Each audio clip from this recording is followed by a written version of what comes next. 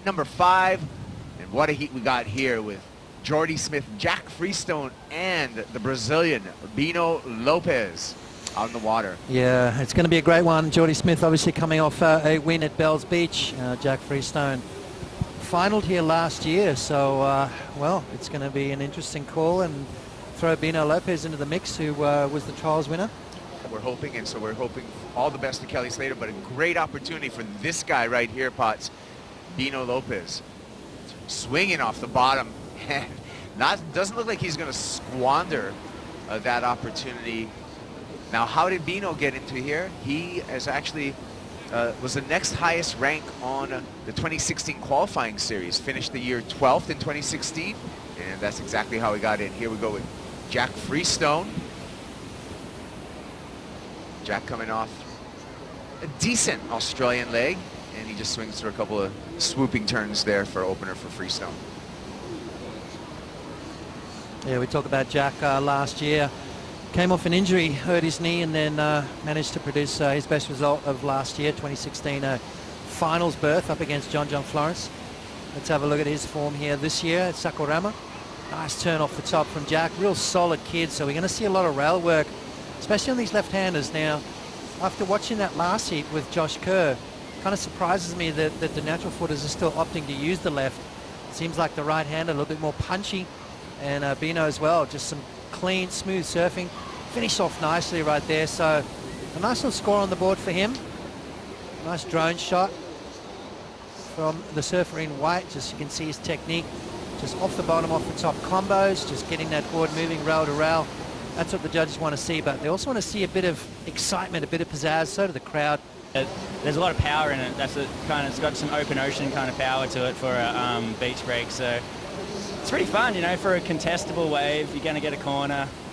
You might get a flat corner. You might get a wally corner. Who knows? But, yeah, at least there's lots of opportunity.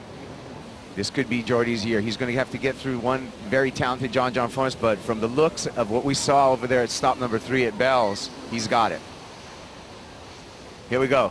Freestone building up some momentum down the line, projecting for a little lip glide, gets a little on the toes there and bucked off. So looked like he was looking for the air, couldn't find that ramp. You know, try and post these clips, and that's a competition in itself, but if he can stay away from that and keep fit, I think he's going to have a good shot at the world title.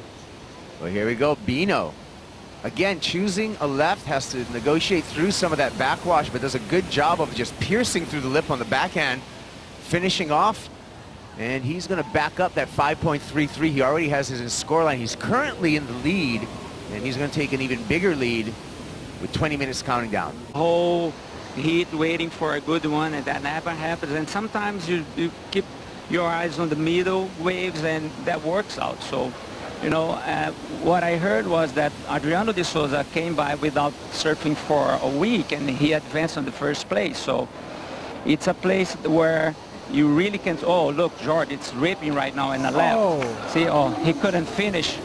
Last year, that's crazy, on the Big Wave Tour. Let's take a look at Jordy Smith's wave. Yeah, wave. Jordy was on his way to an incredible score here. Just that big, huge arcing maneuver to kick things off. And then right here, this is where he really jams it. Showing that power, showing that, that torque.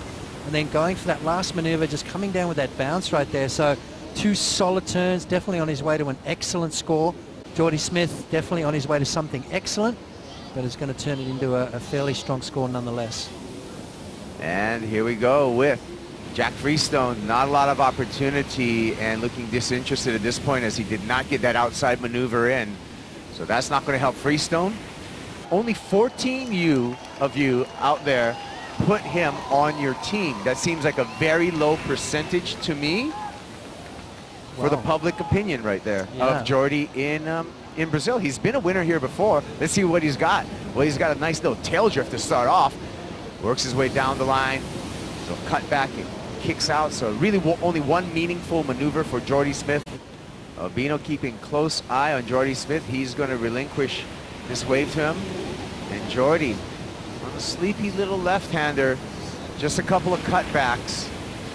Not a lot of high-risk maneuvers as of yet, just doing some busy work, but perhaps, Potts, this is the ride in, exactly what you were talking about, to reposition himself.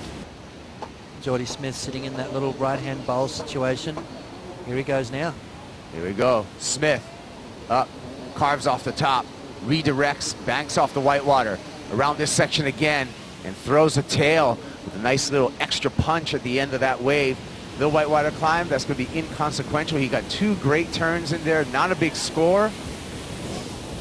4.53. It's going to be close again. I mean, 4.53. Let's have a look again. Let's see it's going to be this first turn really where all the points are going to come from. Nice sort of gouging maneuver there, showing a lot of power. And then again, slid the tail out, showing a little bit of variety, and then sort of fell off on the floater maneuver. So dropping a score, and the score comes in at a 4.67, just enough to turn the heat for Jordy Smith with only 25 seconds remaining, Pops. Wow. And you can see Bino just splash in the water because he knew that was a tactical move from Jordy that's going to give him the win. Getting on that jet ski, doing the little run around. Bino's going to have maybe one more shot at it. He's got to go. No, not happening there. He's still got priority with 5 seconds to go, and it is too late. Smart surfing from Jordy Smith. Jack up before the hooter.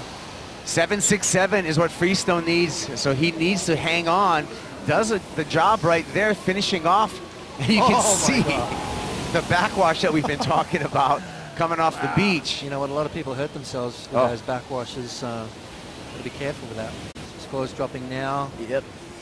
And it will be his best, but we're going to see Jack in round number 2. Jordy Smith manufactures a win, though. Jordy Smith, that's what champions are made of. Those close heats, very tactical heat. You can see the tall Zaffa coming in, tapping the nose of his board. He's pleased with that clutch performance that he performed out there, as well as some great repositioning and just heat IQ. Yeah.